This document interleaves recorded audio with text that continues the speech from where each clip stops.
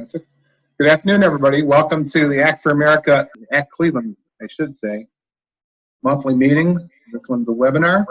My name is Dan Ramada. My partner next to me is Dr. Beverly Goldstein. Hi, good afternoon, everyone. Okay, we're going to start with a prayer and then the Pledge of Allegiance. This is something we do, so feel free to join us. Our Father, who art in heaven, hallowed be thy name.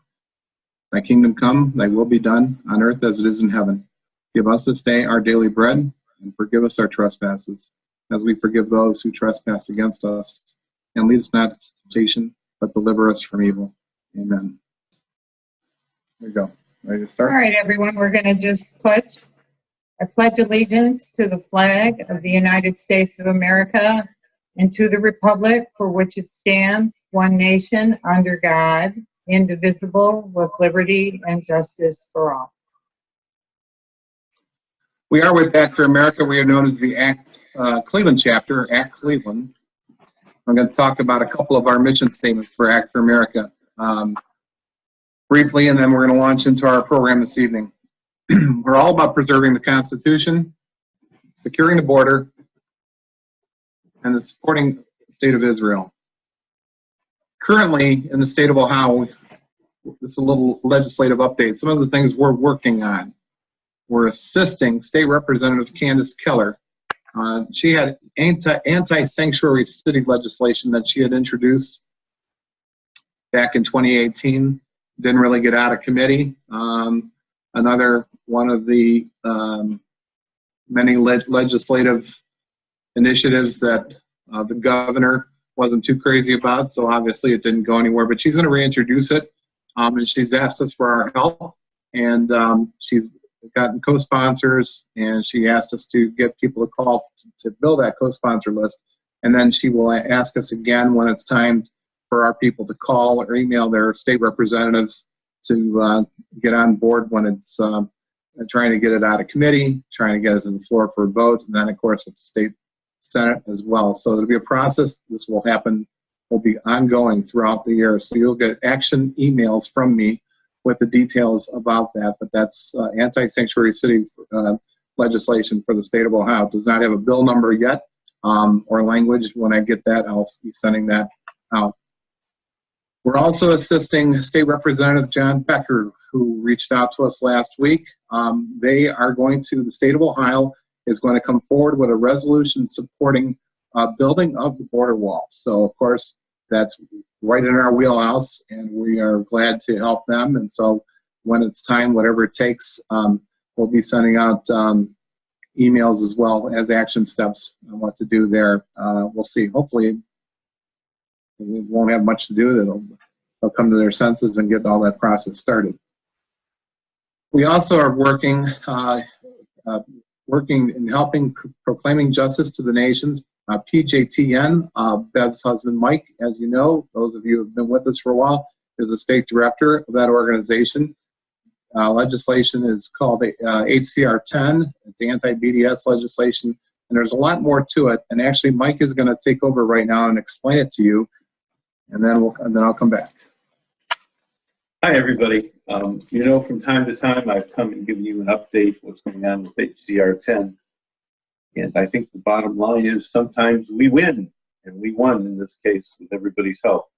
So on December 5th last year, the General Assembly finalized the passage of HCR 10, House Concurrent Resolution 10, to condemn boycott, divestment, and sanctions movement and increasing incidents of anti-Semitism. This is the most remarkable piece of pro-Israel, pro-Jewish position statement from an American state and its people that can be imagined. And you could never imagine anything like this happening in Europe. PJTN, Proclaiming Justice to the Nations, pjtn.org, take a look, was at the heart of its passage. We created and led a faith-based coalition to support it. HCR 10 publicly proclaims the policy of the people and the legislature of the state of Ohio that the worldwide boycott, divestment, and sanctions BDS movement aimed at destroying the state of Israel and all the Jews living there. Make no mistake, that was its ultimate goal as set forth by its founders. is harmful, unfair, and undemocratic. HCR 10 also contains a provision condemning Nazism. Now, I am, as Dan said, the State of Ohio Director of PJTN. I'm also their General Counsel. I've testified both in Ohio and in Tennessee for the legislators. I worked for almost 2 years educating Ohio legislators about anti-Semitism and BDS on our campuses in Ohio, and about the negative effect this has on Ohio's Jewish students and on their Christian supporters. HCR 10, with the help of everybody in our coalition, and I'll mention in a few minutes who they were, passed the Ohio House 92-2, and the Ohio Senate unanimously 30-0. Here in brief is what the resolution contains. HCR 10 talks about anti-Semitism. It recognizes that the number of incidents of anti-Semitism, expressions of Jew hatred, have greatly increased each year over the last several years, especially on our college campuses. And the General Assembly expresses in HCR 10 that it is the policy of the people of the state of Ohio that we condemn anti-Semitism and its increase. The resolution talks about Ohio's present ties with Israel. It expresses the policy of Ohio's support for our present democratic, cultural, ethical, and commercial ties with the state of Israel. And if you look at the legislation, it talks about many specific ways it does that. It talks about Israel's sovereignty. HCR 10 expresses Ohio's support for Israel's sovereignty and its right to protect itself and its people. It recognizes the Jewish people's and Israel's historical connection to its ancient home in the land of Israel, including the present-day state of Israel and Jerusalem, Judea, and Samaria, which were the heartland of the ancient nations of Israel in the north and Judah in the south. It also condemns BDS and Nazism. The General Assembly condemns anti-Semitism and the BDS movement and its leaders, and Nazism as well. Each one is as evil as the other. The BDS movement, according to the General Assembly, is on a par with Nazism. And at the end, I'll talk to you about one practical application I've already made in citing HCR 10 and the policy of the state of Ohio against BDS. It also contains a very strong provision supporting free speech for everyone on campus and urges college administrators to enforce free speech for all. It also urges the universities to eliminate the, quote, heckler's veto, unquote, of shouting down and abridging the speech of Jews, Jewish organizations, and others on campus. Now, to pass this, we had a process. PJTN was originally contacted by Representative Andy Thompson of Marietta, the original House sponsor of HCR 10. Andy asked us to educate him about the origins of the BDS movement, how it connects with anti-Semitism, whether or not it is on the rise, and how it is playing out in Ohio, especially on our college campuses. The process of educating Andy is co-sponsor in the Ohio House, Representative Dave Greenspan of Westlake, and many other House representatives and the state senators in working on the language of the resolution and in enacting HCR 10, enabled PJTN to create and lead a coalition of like-minded groups to work with us on this issue. These included PJTN, CUFI, Christians United for Israel, and its Ohio Director, Ed Douglas, Ohio Christian Alliance and its President, Chris Long, and Agudath Israel of America, an Orthodox Jewish organization representing the most observant rabbis of the Jewish faith, and its Ohio Director, Rabbi Eric Yitz Frank. ACT was a vital component of this coalition. Whenever I asked, ACT members called and emailed and wrote to their representatives and senators and to the relevant committee chairs, urging them to support HCR 10 and to vote for it in committee and on the chamber floors. The existence of this coalition in the future will lead to more rapid understanding among the legislators when PJTN introduces legislation in the next General Assembly in 2019, including the Anti-Semitism Awareness Act, which will define for Ohio law what anti-Semitism actually is. It's hard to believe, but it is nowhere defined in Ohio law at the moment. Or in support of ongoing bills such as the Campus Free Speech Act, and I'm sure we'll be working with ACT for the legislation that Dan already talked about today. And of course, I want to commend Dan for what he and ACT have done to support HCR 10 and make its passage work, and of course to his co-ACT leader, my wife, Beverly Goldstein, who just ran for Congress, because I couldn't have done this without all of the groups. And I want to thank all of you out there who really helped us.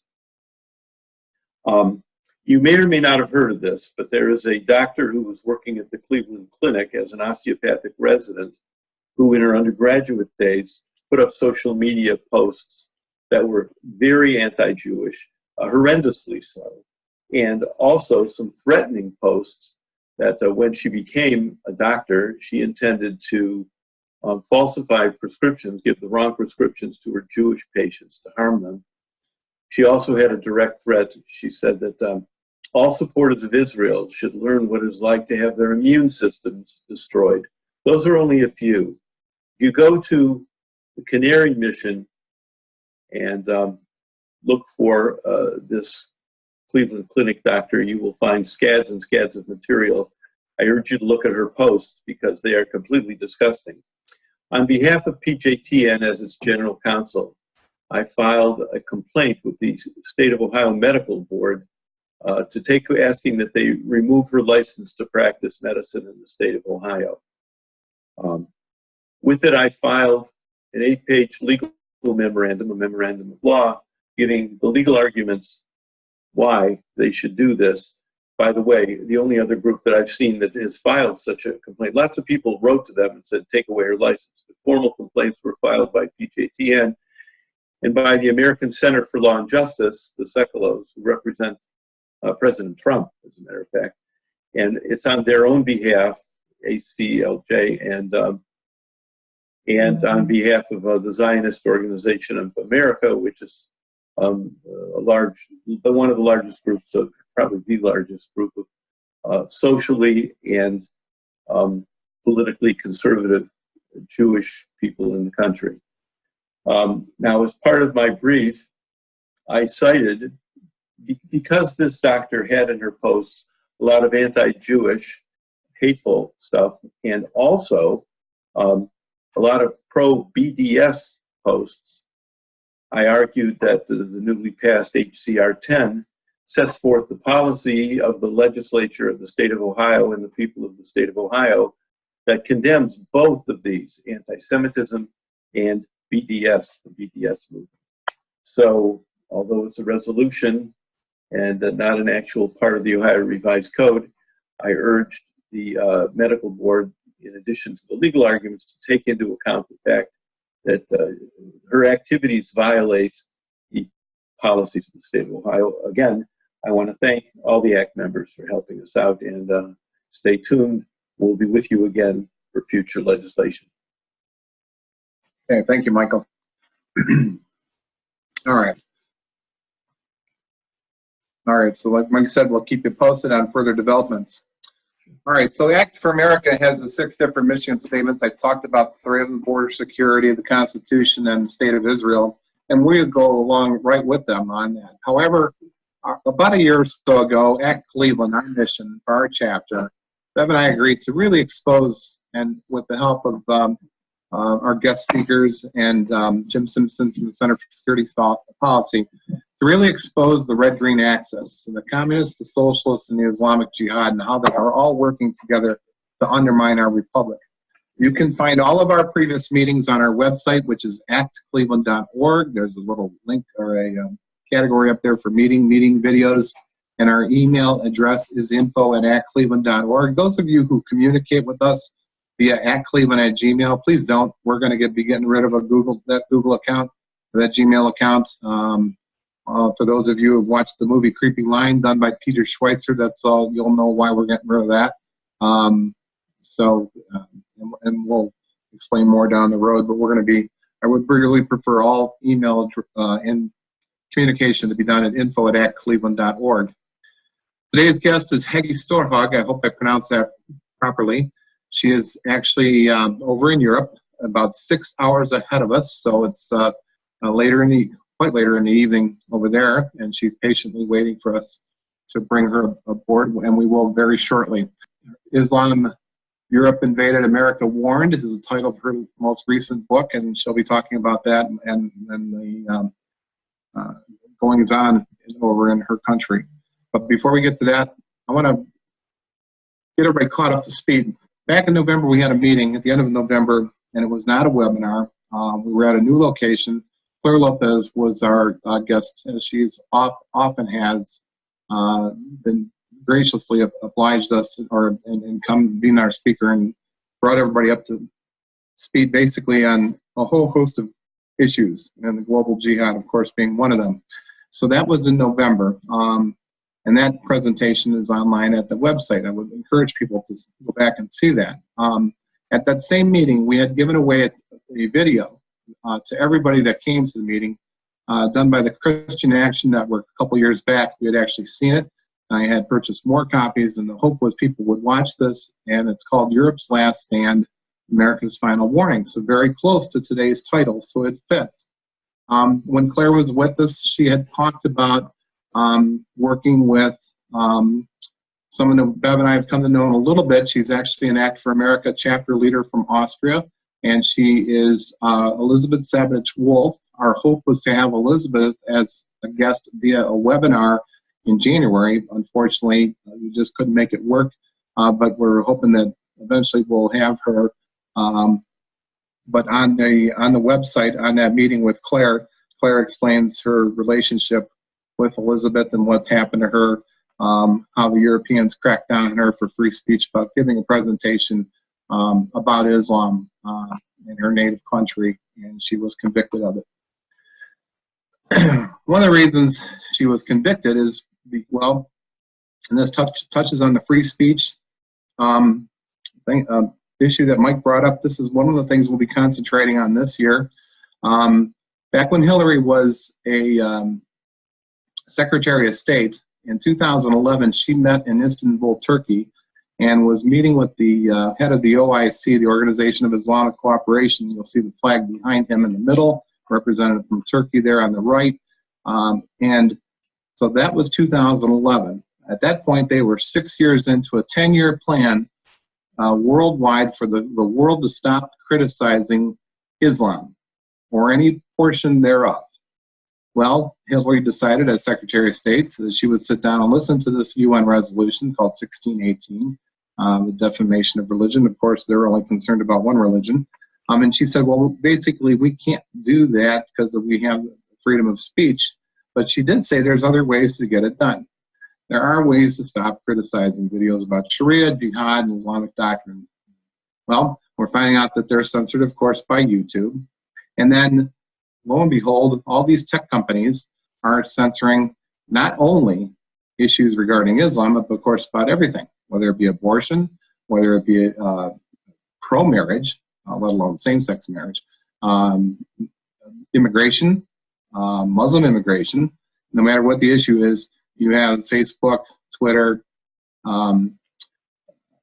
YouTube, of course, Google. I've seen all kinds of strange things happen in our Gmail account. Emails I would get from trusted sources for years, all of a sudden going into spam folders, and warning labels coming up saying, unless you trust this, it's very suspicious. Well, the person that doesn't know any better, okay, say they're getting our emails for the first time on the receiving end, and they have a Gmail account. They're going to see a big banner come across, suspicious, don't open it up, could be a phishing, could be this, could be that, so they're going to intimidate or scare people into not sharing information.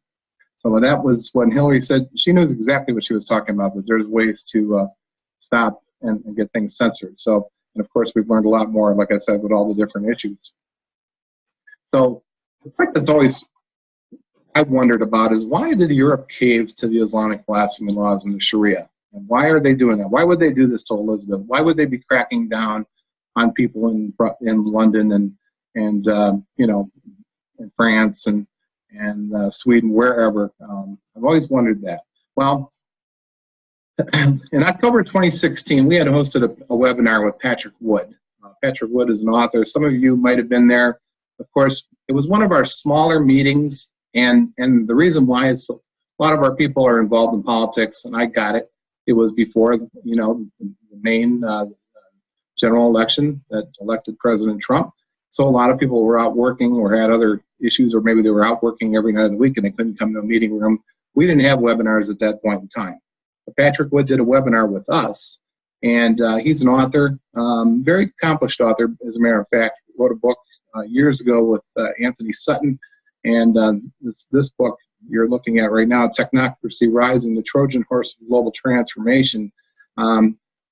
He talks about scientific dictatorship, but we're going to have him back because it's time to hear exactly how this has progressed. He started talking about it back then. On Monday, March 4th, we're going to have a webinar again at 7 o'clock Eastern, and his new book is Technocracy, the Hard Road to World Order.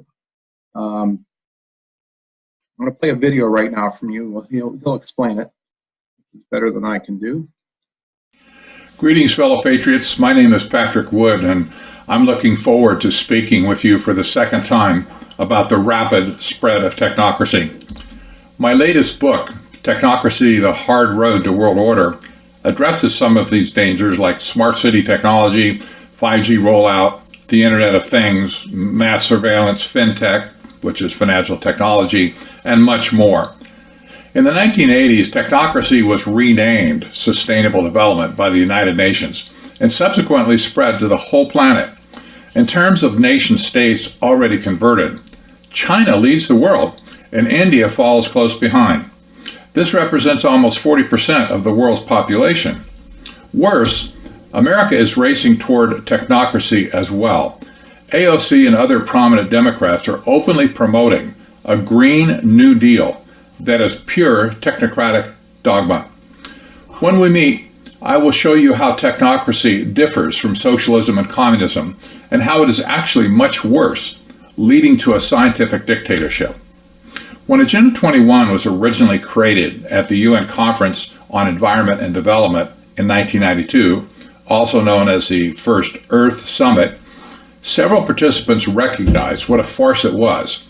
Two of these participants wrote in 1994, quote, "We argue that UNCED has boosted precisely the type of industrial development that is destructive for the planet, the environment, and its inhabitants. We see how, as a result of UNCED, the rich will get richer, the poor poorer, while more and more of the planet is destroyed in the process," close quote. An Australian advisor to former Prime Minister Tony Abbott recently stated, "It is opposed to capitalism and freedom and has made environmental catastrophe a household topic to achieve its objective." The Telegraph newspaper in the UK reported his comments and then raked him over the coals by calling him anti-science, fringe, wacko, bizarre, and crazed conspiracy theorist, all in the same article. Friends, when the global elite resort to ad hominem attacks on its critics, you know that we are over the target. I hope you will invite your friends and colleagues to join us for a thorough discussion coming soon. For that. That video will go out in a subsequent email starting this in a few days, sometime this week, when I announce all the details about about his presentation.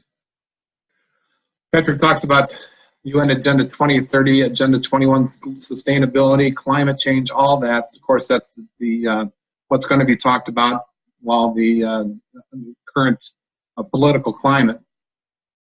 One of the things Patrick and I have been talking about, and this will get interjected into the conversation as well, is the Sustainable Development Goals and the role of Islamic finance. The Islamic world is playing a key part of this bringing upon implementing the Sustainable Development Goals. In fact, this weekend, some people might have seen that in the last day or so, the Pope had made a trip over to the United Arab Emirates, and a lot of attention was given to that, an agreement he made with the the head sheikh in the United Arab Emirates, I guess the head of Al Azhar University, but it was hosted by the Emirates. But what nobody said was they were at the World Government Summit of 2019. And so, which had a lot of different people there. And you can, in fact, let's see if I can show this real quick. Here's the World Governments, hopefully you can see that. Website, the World Government Summit. There's the about. There's the head guy over there in the United Arab Emirates. Here's another page talking about sustainable development goals and the role of Islamic finance. Islamic states to meet Morocco on sustainable development. This actually happened in 2017, and they've had their 7th annual Islamic conference all about this. So when you think about what the OIC is trying to do, put in an implementation 10-year plan for stopping all criticism of Islam, and then you realize that they're involved in this UN Agenda 2030 nonsense that the socialists, the communists, and the Islamists all want to push together. Well, then you can see where we're heading. So again, Patrick Wood, Monday, March 4th, a webinar at 7 p.m. Details will go out in a few days. After that, Monday, March 25th, so 3 weeks later, we will have a live meeting in Brecksville, Ohio. Our place is still not ready, unfortunately. Our regular facility that we've been meeting at, but we will be back where we hosted Claire, and I will have details go out the first week of March right after the webinar with Patrick Wood, so people don't get confused one after another. This will be a live meeting, and we will attempt to broadcast this webinar as well. Chris Gobbets will be our guest. He infiltrated the CARE organization, Council on American Islamic Relations, and when they were getting rid of documents, he was one of the interns, and he was in the basement and managed to grab 12,000 pages of documents. They thought that were being shredded, and he got them out, got them to his dad, and an investigative reporter by the name of Paul Sperry. Subsequently, they have written a book called Muslim Mafia. Well, he's going to come back to Cleveland, give us an update on what's going on. There's a court case involving all of this, and we'll have some developments on that. So that's our next 2 meetings, one a webinar, well, actually both webinars, but one will be a live meeting Monday, March 25th at 7 p.m. Today's guest I mentioned is Hege Storhaug. She'll be introduced by our partner, and that is Jim Simpson, our partner. Hello, Jim. Hey, Dan. Hey, everybody. Well, good afternoon, everybody. Thanks for joining us. I want to tell you this guest that we have is really a special person. She's amazing. I don't think there's any other way to describe her. I'll give you a little brief bio about her. She's a Norwegian journalist since 1992. She's an author and a political activist, especially for women's rights and the plight of Muslim women in particular. Since 2002, she's also been the information director of Human Rights Service. Now, this is interesting. This is a publicly funded think tank that focuses on immigration issues. Now, the Norwegian government is helping to support that, despite the fact that she's practically public enemy #1 in Norway for her strong stance against Islam and immigration. Her work, though, has led to legislation on forced marriages, female genital mutilation, and other issues. She's often referred to, I like this, as Norway's Oriana Fallaci. You know anything about her? She was an Italian journalist that took no guff from anybody, very brave. And she's seen as the leading Islam critic in Norway. She's written 8 books on Islam and immigration since 1992. She lived, now this is important, she lived for 2 years in Pakistan as a journalist and author. And much of her testimony about Islam comes from her Pakistani Muslim friends. In 2006, she wrote a book called The Greatest of These is Freedom on the Consequences of Immigration. And she was assaulted at her home in 2007, she believes, by a radical leftist who left her unconscious. And so ever since then, she's been living in a secret location under police protection. That's what she has to do to speak freely in Norway, supposedly a free Western country. Her latest book is Islam, Europe Invaded, America Warned. And I've been reading this book. This is an amazing testimony, probably the best testimony I've ever read, because all of it is firsthand. She goes to these places. She goes to no-go zones in France and by herself and talks to Muslims. She goes into mosques and engages in conversation. She's gone to Malmo, in the worst sections of Malmo, to see where some of the crimes have occurred and talk to some of its victims. She's an amazing and a very brave, but very modest and unassuming person. You would never know how brave she is by the way she presents herself. Very, very modest and unassuming. She's also been on the national team in volleyball. She was the Norwegian champion several times and also was a coach. So she's quite an accomplished woman, and I would like to introduce her to you right now. Hege storhaug. Yeah. Hello, everyone. I would like to introduce you to my last book, Islam, Europe Invaded, America Warned. So I would present it through a slideshow. I think that would be the best way to do it. And I do hope you will understand my English. It is a little bit Pakistani English, due to 2 years in Pakistan. So I hope you will excuse me. So I guess the first slide is up now?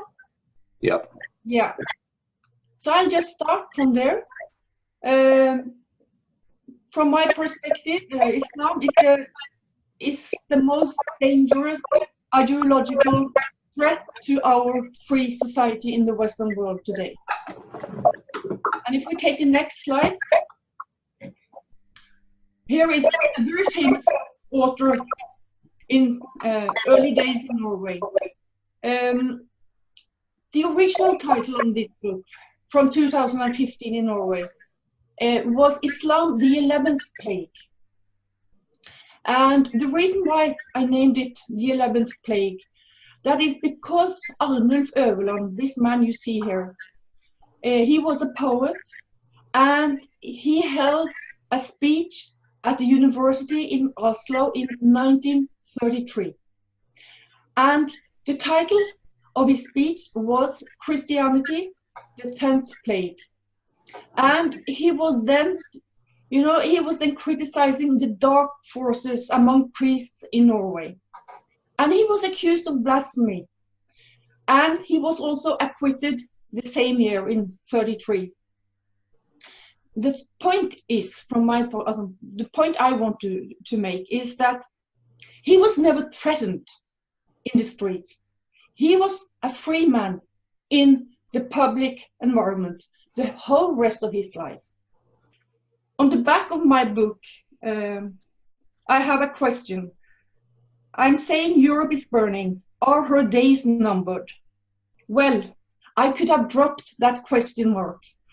And that is due to some people I will introduce you to now. To the left here you have Kurt Westergaard. He's a Danish artist, a drawer. You remember most probably the Mohammed cartoon crisis in 2006, when huge demonstrations, violent demonstrations, took place in the Middle East, in Pakistan, in Afghanistan, and so on. Around about 150 people were killed, and the Danish and Norwegian embassies were attacked. It was pretty bad. And why did this happen? It happened due to a cartoon or cartoons being published in the largest paper in Denmark, Jyllandsposten. And why did Jyllandsposten publish these cartoons? Well, what had happened was that an author had written a family book about the Prophet Muhammad. And a family book needs illustrations. and he didn't find any drawer who wanted to illustrate the book. And when this became a news in Denmark, then Jyllands-Posten wanted to do a test. Is it that we now have a kind of self-censorship going on because of fear of Islam? And that's the background why in 2005 they printed 12 cartoons. And the most famous one is the cartoon of a man. We don't know who this man is, but it was a man with a turban, and in the turban there was a lit bomb. So what happened some years later was that this old man, Kurt Westergaard, was attacked in his own home by a man of Somali origin. He actually came through the window in the living room with an axe, wanted to kill him. Luckily, the Danish authorities, they had already made a safe room in his home. And he managed to escape into that room, and he saved his life. So what happened next was that the authorities, they built a police station in the extension of his living room. And they have stationed police officers there 24/7 since 2011 when the attack happened. 2 months back, I went to interview Kurt Westergaard in his home in Denmark, and I witnessed the extreme high level of security. Actually, there are 80 surveillance cameras around his house and in the area to protect him. And he's literally living in prison in his own home. And when he's going to a seminar or a conference, I mean, the level of security around him is like it was the prime minister or the king coming. And he will most probably have to live the rest of his life like this, if we don't have a revolution in Islam and Islam is humanized. Then we have another Danish man to the right, Lars Hedegaard. He's a former chief editor of a leftist newspaper in Denmark. Information is the name. And he is also an author of several books and articles critical to Islam.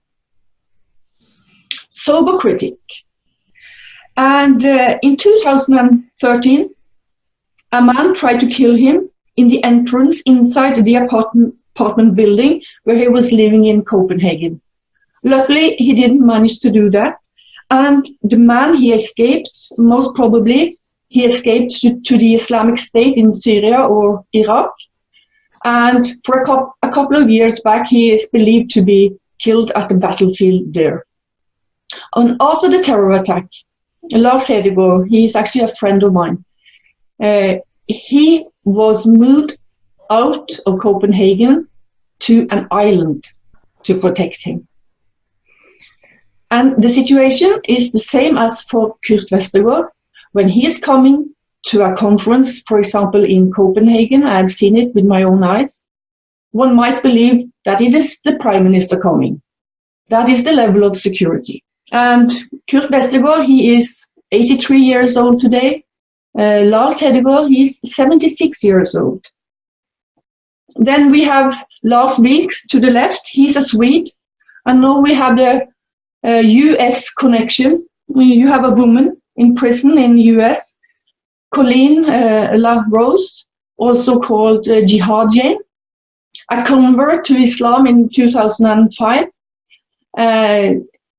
She went to Europe to kill Lars Vilks in 2009. There was a bounty on his head, sanctioned by Al-Qaeda, $100,000.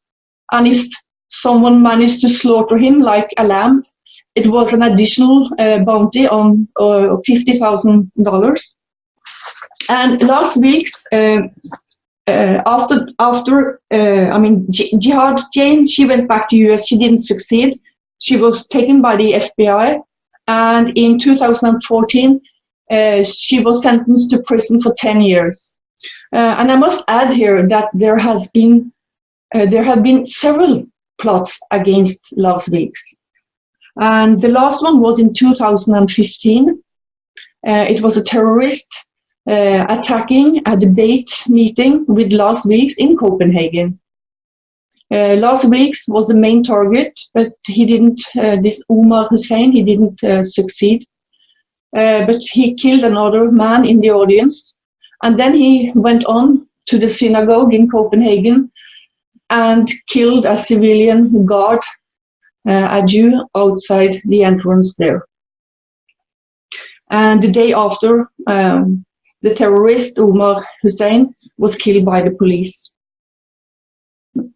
I met Lars Vilks 14 days back, actually, in Copenhagen at his publisher's house, and the situation is quite strange, surrealistic.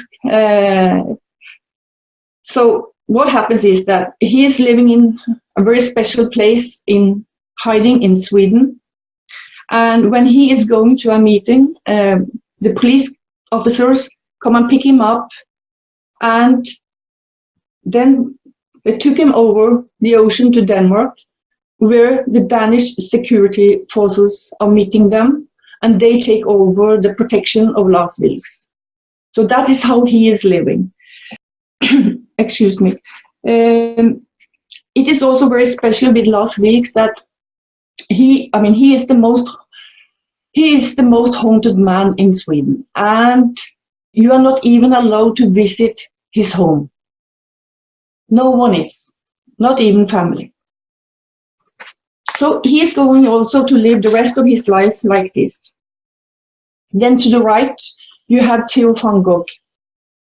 He did a short movie together with Ayaan Hirsi Ali. Ayaan Hirsi Ali is born in Somalia. She was a parliamentarian in the Netherlands before she had to run to and hide in the US. On November the 2nd in 2004, Van Gogh was bicycling, as always, to job in Amsterdam, and a man shot him and then slaughtered him on the street. His name was Mohamed Bouyeri, and his parents are from Morocco. And his sin, Theo's sin, was that the film was critical to Islam's oppression of women. And as I represent for the political think tank, Human Rights Service, I was actually supposed to have a meeting with Ayaan in the parliament the 8th of November. Of course, the meeting was cancelled because the authorities were so worried that they wouldn't manage to protect her from the same destiny. So she was immediately taken to a Navy base in the United States. So the question mark I could have dropped on the back of the book. Yeah, we don't have the freedom of speech anymore on these issues in Europe. So what are the values so highly treasured in our Western society? Values we don't want to give up, because these values, they are the foundation of our freedom. Well, from my perspective, it is number one, equality between men and women. Then you have equality between all, regardless national or religious origin, social class, and no also tribe, caste and clan, etc., due to immigration. Then you have religious freedom, including the right to convert or choose atheism. And then you have the mother of all freedoms, that is freedom of expression. And this is one of the main points in my book, that the form of Islam in power in the Shia and the Sunni mosques and movements in Western Europe in Canada, in the United States, that kind of Islam is at full war with all these values. Well, as Jim said, I've been living more than 2 years in Pakistan, and my best friend there, she is a Sunni Muslim and a painter. And in a book about Pakistani female painters through history, I found this photo. And it is from an art school in Karachi, late 60s. And when I saw this photo, I was thinking, well, if someone had said to me, this photo is taken in Paris, for example, I would have believed it. I mean, look at these modern and westernized young women. And also there is a boy mingled with the girls. And if you look at the girl up left, you see she has a veil. Yes, but she has even arranged it in a sensual manner, as far as I can see it. This is not a strict hijab, the political hijab that is now flourishing in especially Western Europe. So in 2004, I was visiting Pakistan again, and my best friend, she was going to enroll her son at an art school in Lahore. And I went with her on that trip, and this is what met us at the art school. And my friend, she was totally shocked. And she said, wow, how these young women believe they ever can become artists when they are blocking their energies and behaving like this. So, yeah. So then the question is, what has happened? Pakistan, modern in the cities, in the 60s, I know this. Well, I think there are a couple of answers to that. You had revolution in Iran, Ayatollah Khomeini, in 1979. Totally Islamizes it, putting Islam in control on every level in society. And this darkness spread to countries like Afghanistan, Pakistan, and so on. And then you had the start of the immigration from the Muslim world at the same time. So the darkness has now crept into Western Europe through immigration. And I took this photo in 2011. It's from Whitechapel in the borough called Tower Hamlets. This borough is also called Britain's Islamic Republic. So when I came out of the station, wherever I turned around and looked in the street there, I saw these face-veiled women.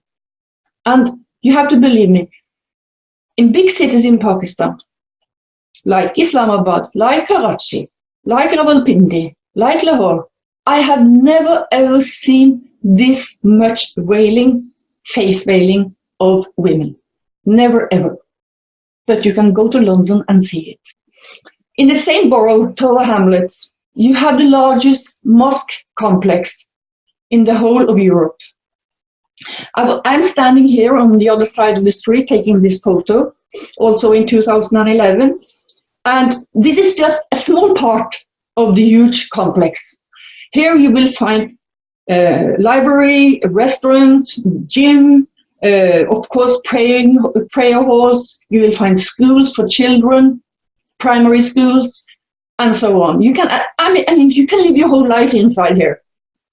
Here we have the boys coming out. They are on their way from the classroom to the mosque to pray. And then the question is, East London Mosque, what kind of ideology they are following? Well, they are following Maulana Maududi, who was one of the most important Islamists in the 19th century. He is actually the inspirator behind both Al-Qaeda and Taliban. So if you wonder what kind of society Maududi wanted, well, then you can look to Saudi Arabia and you have the answer. And this Maududi ideology, you have in every Western Europe country today. So this is the capital of Norway, Oslo, where I live. Here is the mosque, Islamic Cultural Center. It's a pure Maududi mosque. And this mosque, and other mosques as well, but this mosque has very prominent visitors from time to time. To the left, you see the Queen of Norway. She has been invited to open an exhibition, and she's coming. To the right, you see in the middle the woman in blue. That is our conservative Prime Minister. And she is here in dialogue in this mosque with youngsters belonging both to this mosque and other mosques and movements. All of them are totalitarian Muslims. But that is never an issue for our Prime Minister in a dialogue like this. Working on this book, I wanted to go to France and to see with my own eyes what they call the lost areas, meaning that they have no areas, for example, around Marseille and Paris, where the police has no authority, social service has no authority, health personnel, no authority, and it is, of course, dangerous for Europeans to move out there. Mainly these areas, you will find Muslim immigrants from Northern Africa and the Middle East. And as a white European woman, you are very much likely to be attacked in those areas. But I did something before going because I knew about the situation. And that's why, for the first time in my life, I bought a hijab to protect me, in the sense that with a hijab on my head, well, I would at least look like a Muslim, and maybe they would accept me as one of them. And I have to say here, I have never ever put a hijab on my head in Pakistan. I have never needed that protection there. So now we are out in the lost area, and well, it was very, very sad to see what I saw. This is a playing ground for children. A closer look at the playing ground. You see the toilet there.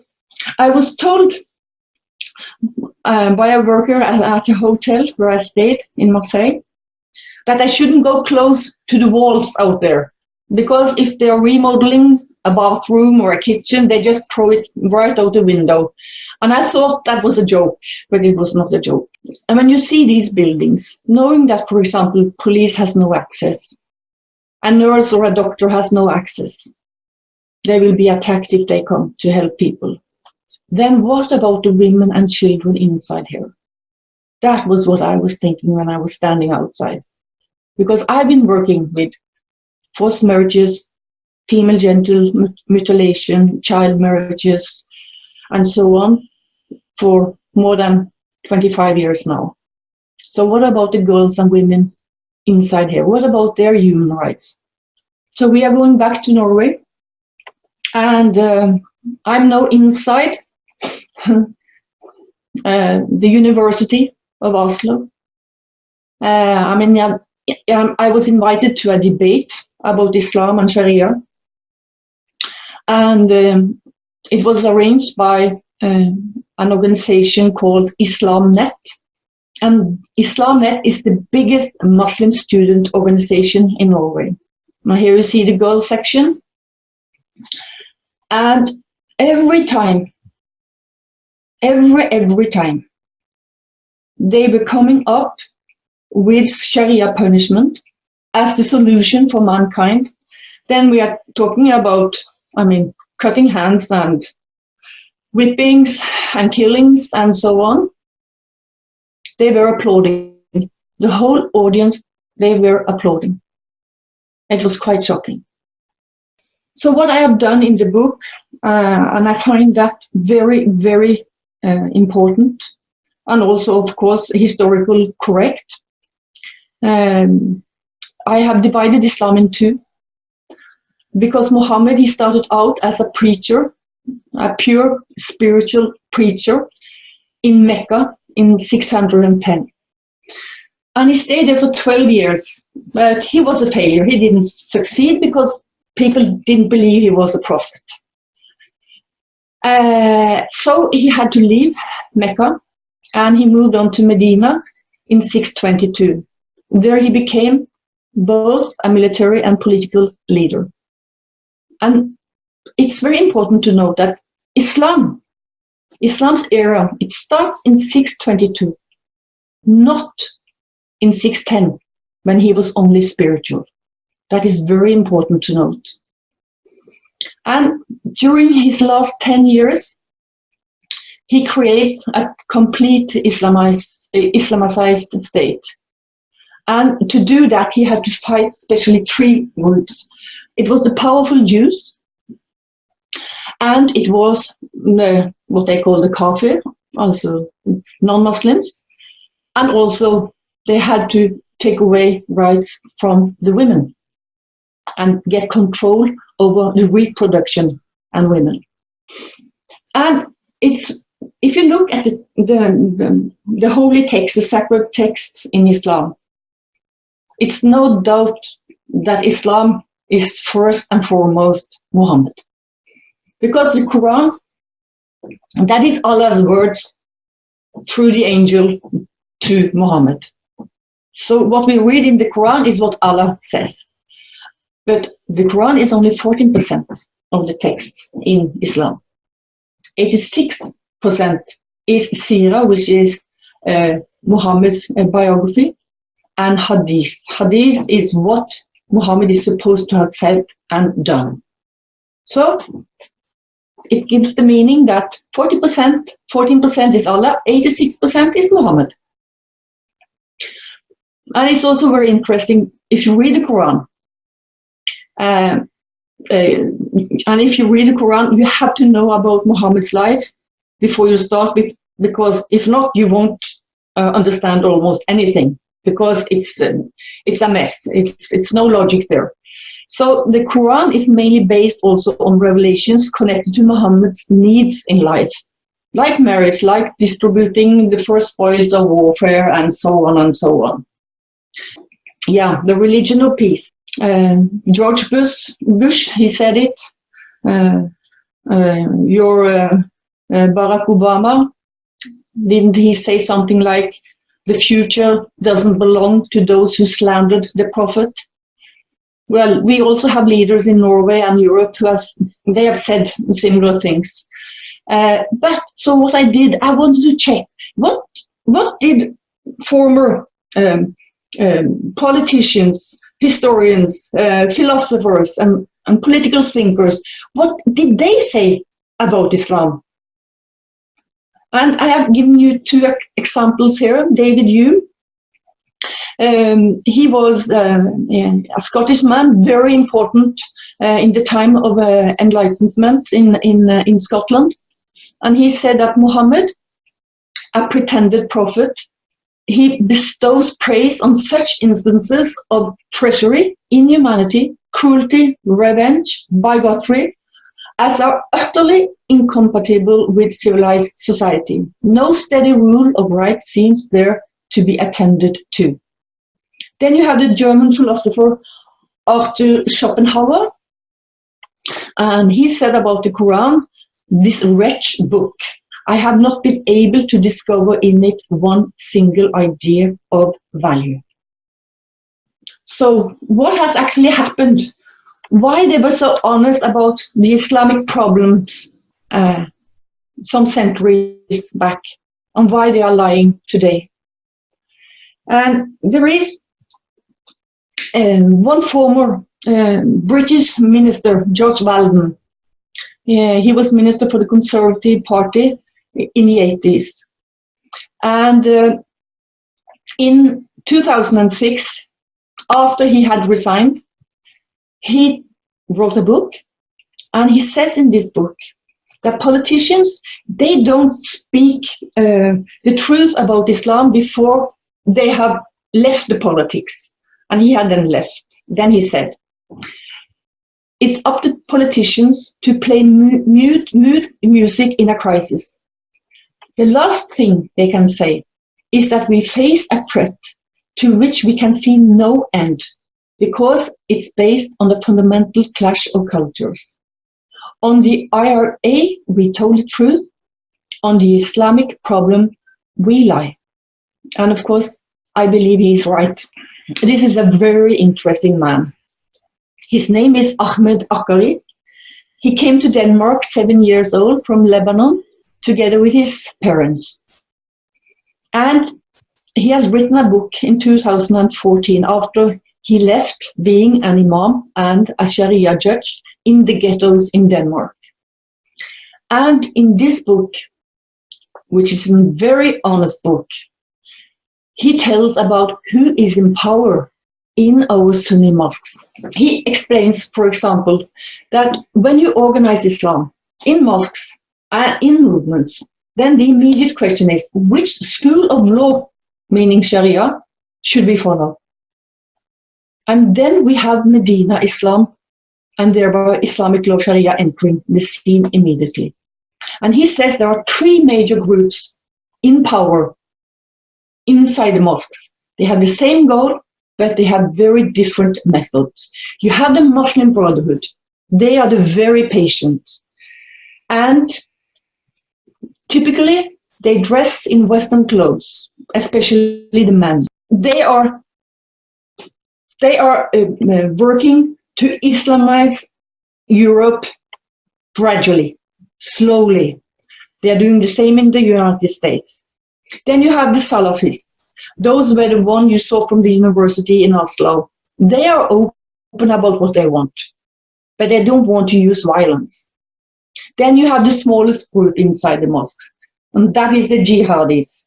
And the jihadis, they are the least patient, but that we know for sure. They are willing to use terror and violence to reach their goal as soon as possible. I wanted to show you this photo because I find it so shocking. When Umar Hussein attacked the debate meeting in 2015 and killed one man in the audience and then killed a Jew afterwards outside the synagogue and was killed by the police, there was a funeral. And both men came from my home country, Norway, and Sweden, and of course Denmark, to honor him. And they did it, most of them openly. Some of them had masks, and there were more than 500 young men celebrating this martyr, as they called him. And this is a Salafist conference in Oslo, arranged again by IslamNet, the Muslim student organization. And here the audience is getting a question whether they support the Sharia punishment, like chopping heads and whipping and all these things, you know. And this is the response from the audience.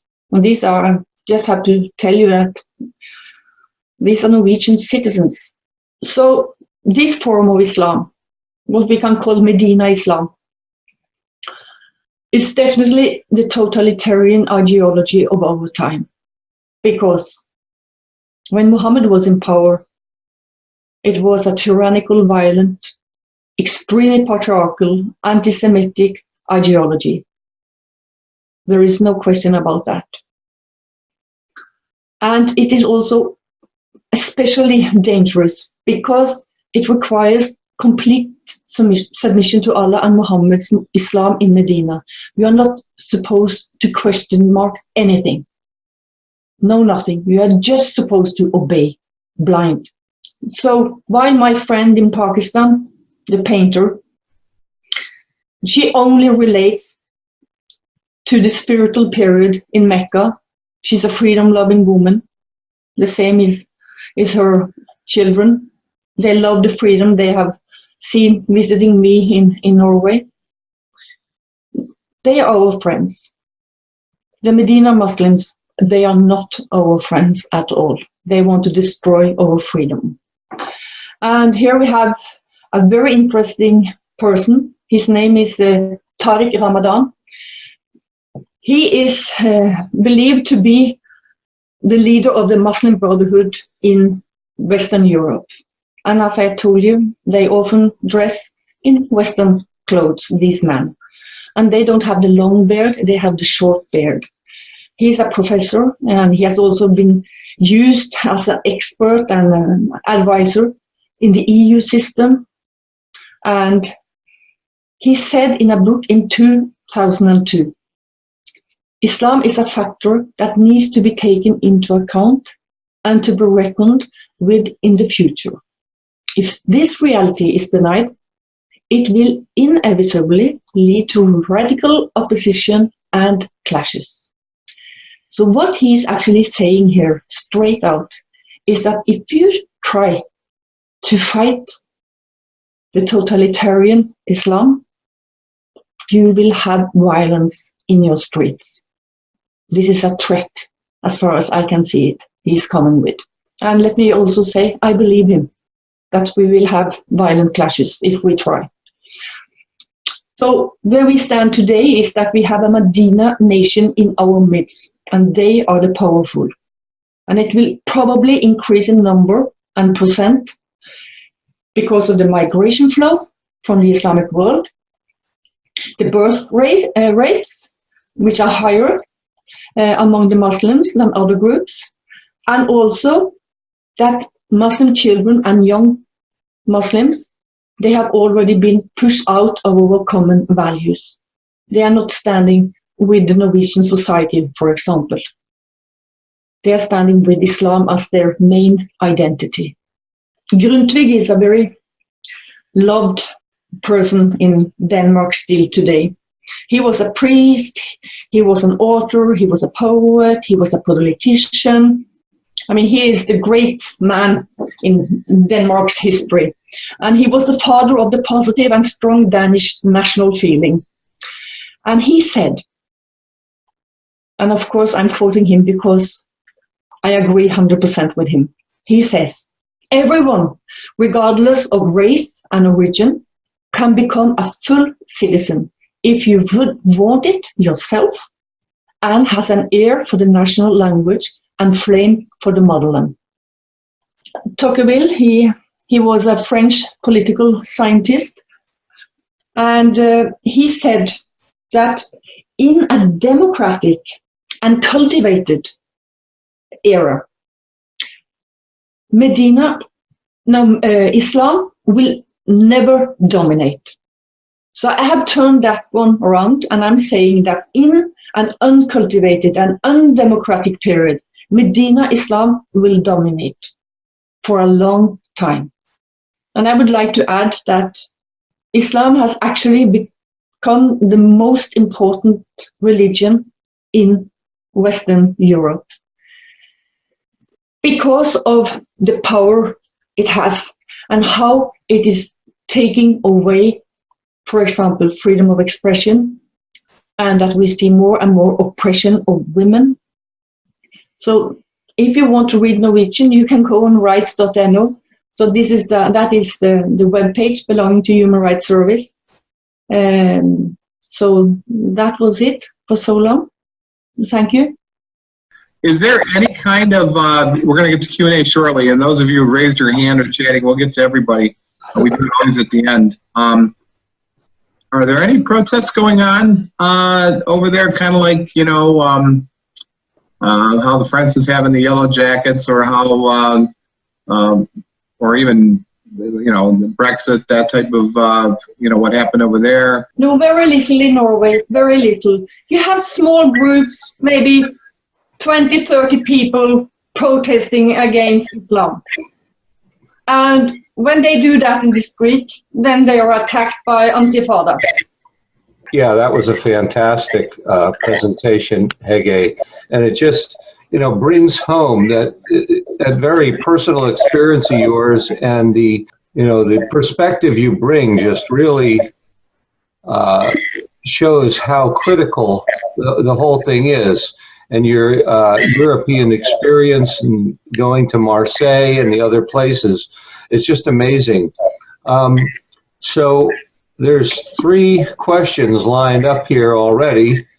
And Dick M. has the first one, and it's an important question. How can President Donald Trump help rescue Europe? That's a good question. How can any of us rescue Europe, or ourselves for that matter? Yeah, let me just be very straight that this problem is not a problem in Eastern Europe. Well, because that's true. we have so few Muslims. So we are talking about Western Europe. Yeah. And I think that problem number one is that our politicians, they are very scared. They don't know what to do. And they are afraid that if they start doing anything to push this kind of Islam behind the curtains, to take away the power from these groups, then they will have violence as a response.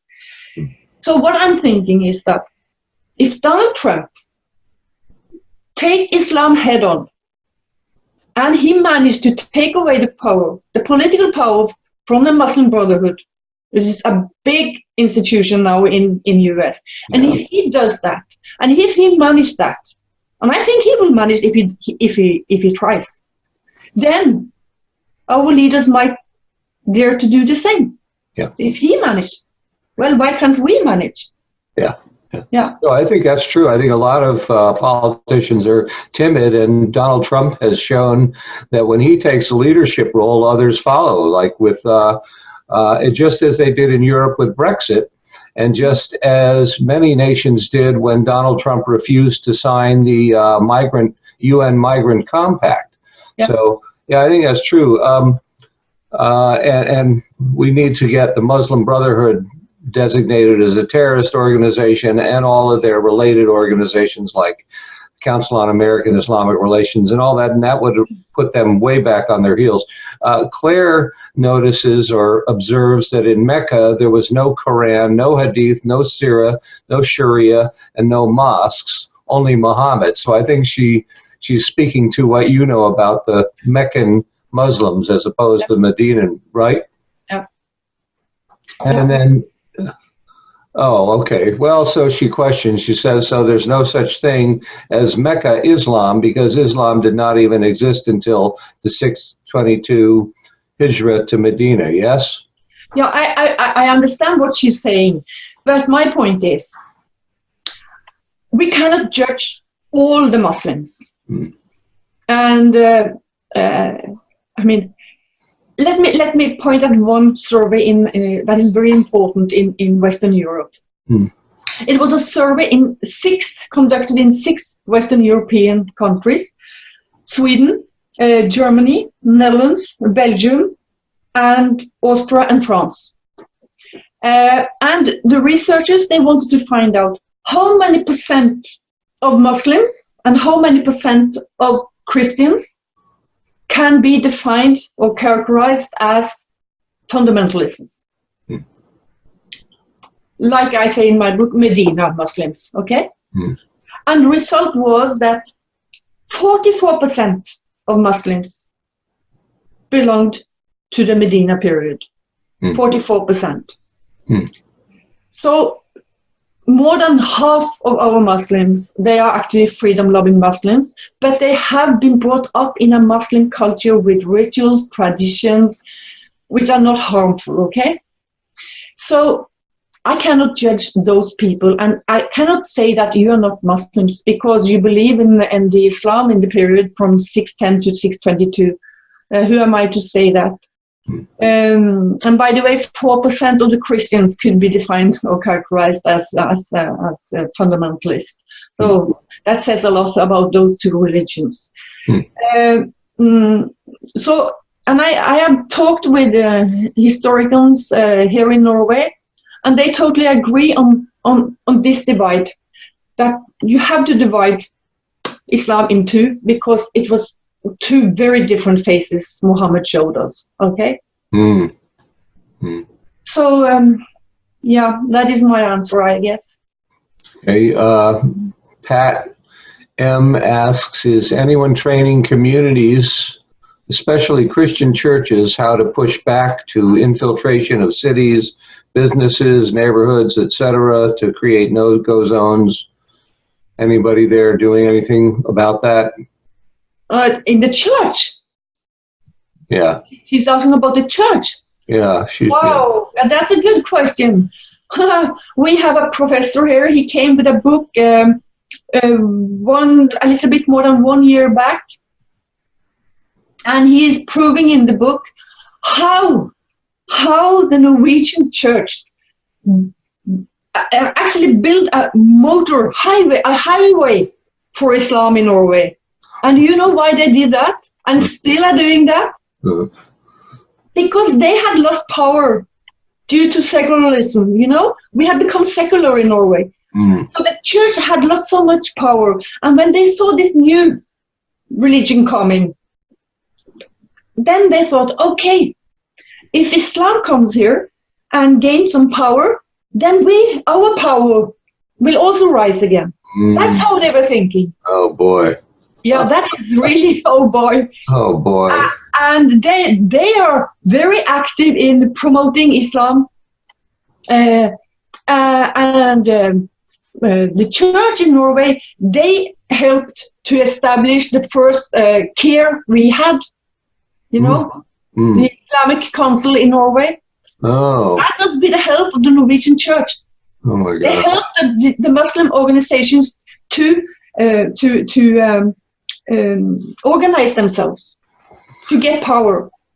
Wow. This is really a scandal. This is really a scandal. But this is the same pattern, I guess, all over Western Europe. Yeah, I think it's happening in America too, especially with the interfaith dialogue. Yeah. So we have, I could list 1, 2, 3 priests in Norway who are aware and open about the Islamic problems. All the rest of the leadership, they have totally, you can call it a real submission to Islam, really. Yeah. And of course, I've been teasing them about this. And they don't like to debate it. Yeah, no, they don't like to debate it here either. They don't like the truth anywhere. People that are not, that got an ulterior motive are not interested in the truth. Well, Claire had to add that, and this was directed at me, I think, that Trump and his administration are oblivious to the Muslim Brotherhood or Islamic movement. They're not terrorists, they're subversives. Well, that's true. In the United States, their methodology is subversion. It's not terrorism, although it will be terrorism if they're successful in their subversion. But anyway, I think that the definition should be expanded to include subversion, and that could get a lot of people in that net, but I don't know if that's going to happen.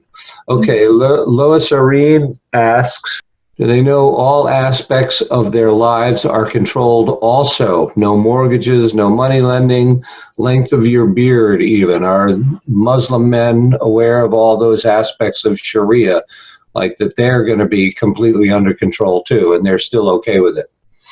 I think that's the question. Yeah, in the sense that, the fundamentalists, they want to live like that, and they are living like this as much as they can. Right. Like one very central guy in the debate in Norway is a doctor. His name is Muhammad Usman Rana. He's born in Norway. He's in his 30s. With a typical Western suit and short beard.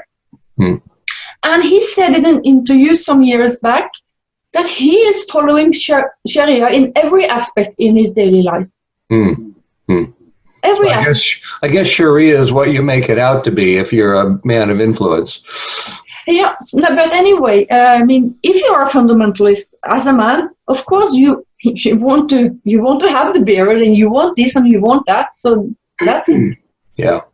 Okay, Jim F. asks, let's see, where and why did the Western deranged demonic idea that there is anything acceptable about the evils of Islam, including the slavery of blacks, women, children, and others, its rape and pillage, its invasion of caliphate conquest, where did we ever get the idea that would be okay? Well, I don't know. I think that's more of a rhetorical question. I think that nobody really got the idea at all, did they? Yeah, I guess you're right. It's okay. Well, all right. It's kind of like our open borders. There's a Democrat and Republican cabal that both want it, and you can tell them that, I can tell them honestly that 14,000 Americans have been killed by illegal aliens in the last few years. And they just, oh, well, that's not true. They don't believe it because it doesn't suit with their agenda, and their agenda has money behind it. Okay, let's see. Somebody from a cell phone asked, why hasn't the Muslim Brotherhood been declared a terrorist organization here in the States? Well, that's a political question that's take too long to answer. Jim, I got 2 quick answers on that. Let me jump. All right, so as an Act for America chapter leader, Beverly and I lobbied our different congressmen, and we went through all the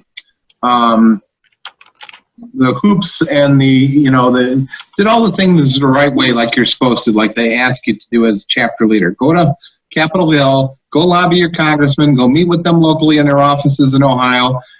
We've had petitions drawn up. We submitted them to Senator Portman. He sat on the Foreign Relations Committee where Senator Cruz's legislation was at.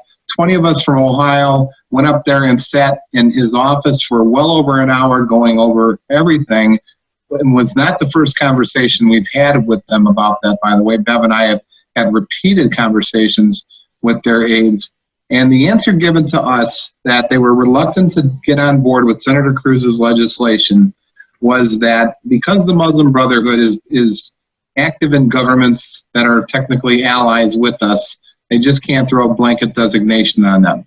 Well, that's one. That's one answer. Okay, fine. But they were open to sedition, and we've mentioned this to Claire, and we've mentioned this to other people we told to act.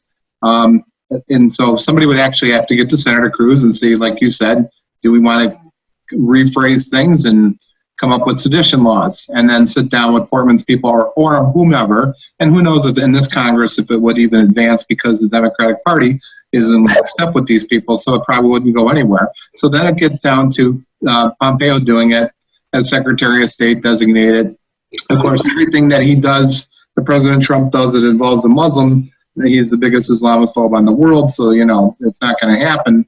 At least I don't see it happening. But then the other side of it is, let's think back to this whole thing about what Benghazi and the Free Syrian Army and John McCain and John Kerry and Elizabeth Beggy working for John Kerry and this whole charade of running weapons through Benghazi, through Turkey, into Syria, and supposed a Free Syrian Army.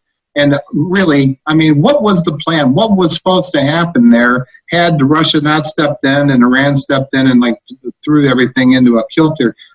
What did we think was going to happen? Assad would just get taken down, and then who was going to step in? Muslim Brotherhood, yeah. Correct? I mean, it's getting as obvious as it can be. Yeah. And when I hear from all the teaching and learning that we've done, that we have worked with the Muslim Brotherhood, our CIA and the Muslim Brotherhood, for years. Mm-hmm. Okay, well, it's obvious. And we were told by Brigitte on a conference call, the CIA didn't want them designated. That was a couple of years ago. Wow. So until they're done with them, using them or whatever, I mean, nothing's going to happen. In the meantime, because we're using them in the Middle East to do our dirty work, we're allowing them to do their dirty work in our country and damage our kids and endanger everybody, and then grow. If we're not going to do anything about them being in foreign governments, well, we're certainly not going to do anything about with them being in our governments, aka Rashida Tlaib, Ilhan Omar, the other guy, Ellison, Carson. It's just going to continue to get worse. Yeah. No, those people have to be voted out unless they go out, unless they are caught doing something. Of course, Ilhan Omar could be prosecuted right now, but yeah, no, those people have to be voted out. But I think you're right about all the other stuff. But there's a difference, a big dichotomy under Obama. Obama created the Syrian crisis deliberately to create chaos in. His entire effort on the Middle East was to turn it into anarchy. That was his goal. And he also knew, I'm convinced he knew right from the beginning, he wouldn't win in Syria. I don't think he even wanted to win in Syria. What he wanted to do was create a crisis in Syria. And then Russia came in and began bombing civilian areas, which created that massive exodus, which resulted in the now Crisis Europe stage. And I think it was all planned for it personally. Okay, so I got a couple of questions here. Jim F. Adds that his answer to the question that he asked earlier is that we're in the time of the great delusion in the Bible for rebellion against God. And that could well be true. David says, Jim, the reason the politicians are scared and taking money from they're scared and they're taking money from the Muslim Brotherhood and campaign donations. Well, yes, that's true too, Dave. Yes, it is. And then Jim F., yeah, okay, you can only have one master God of the Bible, or as the Quran says, the greatest deceiver of Islam. Okay, that's what we've got here. I got one here from Jim, from Mike, actually. Okay. Mike just asked him. Okay, sure. You mentioned that the Norwegian government is called, quote, conservative, unquote, but also that two leading parties of the coalition are the Christians and the conservatives, but that both of these parties are actually left of center. In Norway's parliament, which parties, if any, are right of center, and what about the rest of Europe, Western Europe? I didn't get that last part. Can you please? It was it was not a good line. Okay, so is most of the political powers in Norway, the political parties in power in Norway, even you characterize them as conservative, but they're all left of center, aren't they? In the government, you have the conservatives and you have the Progress Party and you have the Liberals and the Christian Party. But are the conservatives and Christians actually conservative and Christian? Sounds to me like they're just as bad as the other ones. The Christian Party in Norway, they are on the same side as the Socialist Party when it comes to migration and Islam.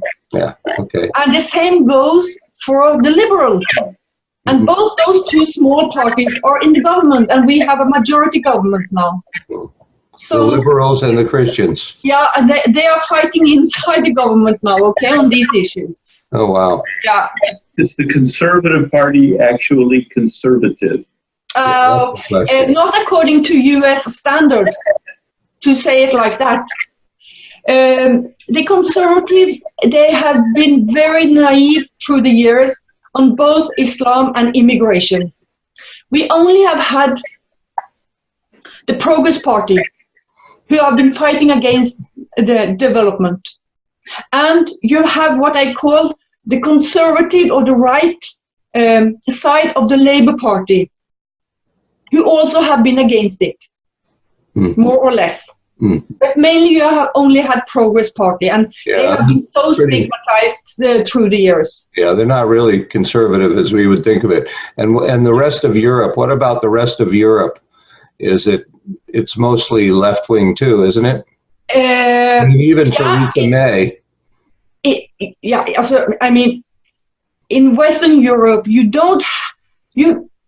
have Austria with Sebastian Kurz. Yeah. He is fighting now. Yeah. And you also have partly Switzerland.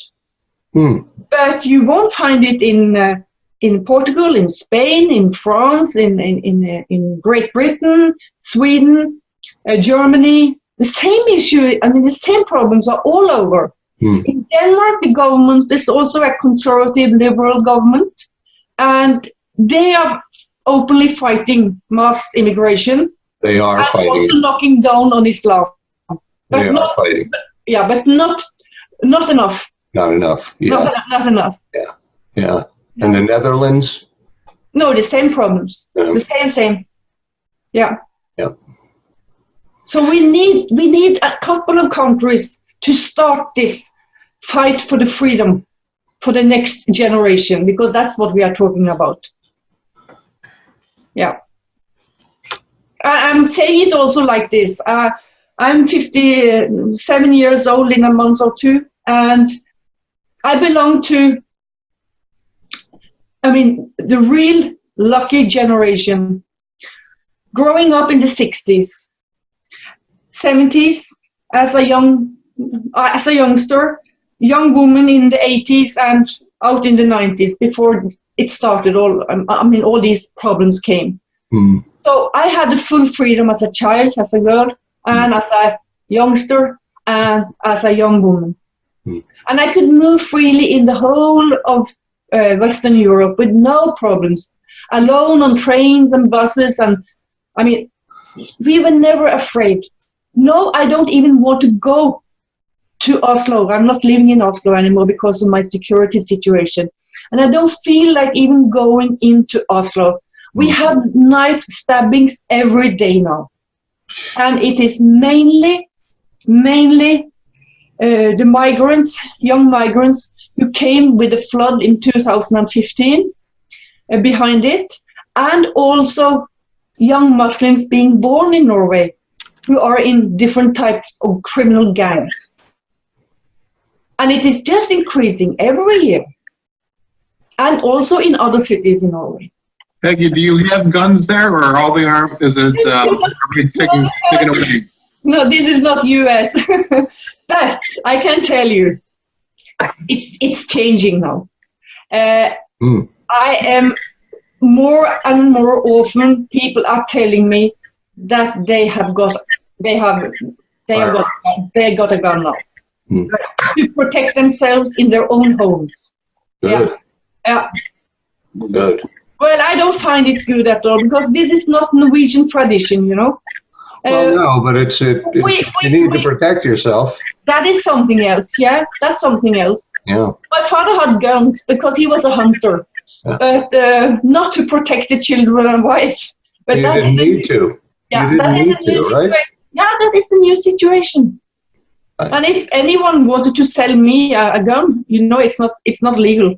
It's not easy to get a gun in Norway. But if anyone wanted to sell me a gun, I would say, okay, I'll have it.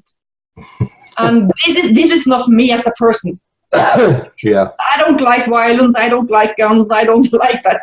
But Right. now I feel also unsafe. Yeah. So to protect myself and my family, yes, I wouldn't say no to a gun. Okay. So a few more comments here. Gary says, so sad, sold out by elitists. Yeah, that's true. Or being sold out. Lois Serene asks, have you heard of the journalist Peter Sweden? He's big on Twitter about Malmo bombings. Good guy. Peter Sweden, have you heard of him? No, I haven't. No. That is strange, because I've been following Sweden very close for many years. And Gary asks, how many women, girls are secretly enslaved across Europe? That's a good question. Oh, we don't know. Yeah, We don't know. We just know that there are thousands and thousands of victims in Great Britain. Yeah, that's awful. Yeah, it's unthinkable. Do you think there's any level of evil that will drive people to say enough is enough? I'm worried. We had Anders Behring Breivik. Sorry. Yeah, we had Anders Behring Breivik and the terror in Norway in 2011. Right. And of course, he was a major nutcase. Right. He's insane. Right. But the thing is that I'm worried that, yes, we can have a new guy like him. And if that happens, then we can just close down the debate. Then the debate is finished. It's destroyed totally. Right. Yeah. Right. Jim asks, how many politicians Norwegian politicians have converted to Islam? Do you know? As far as I know, none. They don't have to. All they have to do is get on board with the agenda, right? Yeah, maybe. But we have two Muslims in the parliament, both being born here in Norway by Pakistani parents. One in Labour Party and one in the Liberal Party. Yeah, that would be problematic, of course, if they did convert. But secondly, but like Brandon House said in that Marxianity film, Jim, it's the left or the international left that in this case is empowering the Islamists. Yeah. And they're working together. So when you understand that they're also on board, both of them on board with this Agenda 2030, with strategic development goals, Right. and wrecking U.S. sovereignty, and wrecking Western Europe's sovereignty, it all ties together. Yeah. Diane asks, is there a nationalist movement growing in Norway? No. We had some people starting up a new political party before the last election we had in 2017. It was a total failure, wrong people doing it. So no, we don't have, but we have more and more people standing up for the Norwegian democracy, for the national state, you know, for borders, for controlled immigration, and who are very skeptical to the growth of Islam, because Islam is growing in Western Europe every year, including in Norway. So you have more and more people waking up, also among academics. But academics are still very scared to say anything loud, because then they can lose their jobs. Yeah. They also have the problem with losing the peace inside the family, losing friends. I mean, Right. yeah. Well, over here, academics are leading the charge for the Islamists. I mean, they haven't gotten anywhere near rethinking their beliefs on this. Well, I think we're out of questions. Any last thoughts? Anybody else? Dan? Nothing. It was great. We've everything you're living firsthand, Hege, you talked about, was in that video that we gave to people, Europe's Last Stand, where we tried to show them, and in the hopes that they would show it to their families and friends over the holidays. And we gave up that this is another, just in other words, for your book saying Europe invaded, America warned. I mean, we've got the playbook, and if as Americans we can't wake up, it's smacking us in the face. Let me give a last plug for Hege's book. Here's a picture of it. You can find it, the U.S. translation, at CassandraPublishing.com. That's the website, right? That is CassandraPublishing.com. But you just Google the title, and it'll pop right up. This is worth every penny. This is a really, really, really good book. And it's presented in a way, as you've seen how Hege presents things, it's in a way that's very reasonable and very straightforward and very honest. It's a kind of way that, I think anybody sitting here and listening, whatever their political persuasion, would be compelled by the way she presents herself, by the way she presents the stories, to believe it. Because it's all true, but it comes directly from personal experience and the experience of her Muslim friends. So, yeah, this is Hege's work, because it's really important. Yeah. Could I just mention one thing? Yeah. And thank you for the nice words, Jim. When I went to Pakistan in '93 the first time, and I got this wonderful friend already the second day on my first day. And then her kids, they were young. They were in the age 5 to 10. And they started coming to visit me in Norway. And they loved Norway because of the freedom. Right, right. They could go out and play in the streets and parks, no problem. I mean, they were not scared to be kidnapped. We could go out swimming, go to the beach, go in the forest, go fishing, camping. No dangers, okay? Right. And then they continued to visit me from time to time through the years. So they saw the change in Oslo. Because when they came to Oslo first time in '94, we didn't have hijabs. We didn't have the hijab. And definitely not niqab, you know, the face veil. And we had a couple of mosques, but, you know, it was not a topic in those days. And now when they have seen the last 5-10 years in Norway, the development, their hearts are bleeding. Because they see the same process is happening here as happened in Pakistan, the Islamization. And they see it, of course, through all the wailing of the women and girls, and the long beards, and the hats, and all the mosques popping up. And they say to me, they said it to me already 10 years back, they said, why do you allow this? Don't you see? These people, they don't respect you. They don't respect your culture. They're only here for the money. You know? And of course also to more and more take over your country. Thank you, Hege, from the listeners, the viewers. Sorry, thank Dan. you so much. No problem. I want to mention her book is available on Amazon. The links to it were in the emails that I had sent out prior to today's webinar.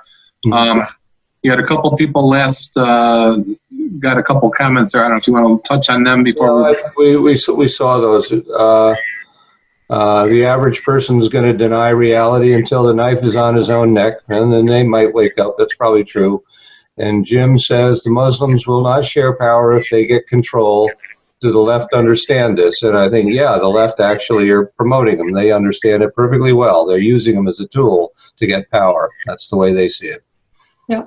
Yep. Okay, great. Well, then I guess we'll wrap up. And Hege, thank you so much. It was fantastic. Thank you so much for having me. Yes, absolutely. We'll look forward to hearing more from you, too. We're going to talk to Act for America so you can make some more connections here in the state. Thank you. Thank you so much. Everybody else, we will resume. Like I said, we'll have another webinar March 4th, Monday, March 4th with Patrick Wood, all about technocracy, the hard road to world order. And Patrick, I'm telling you, has so much information that we actually might be with him a few times this year.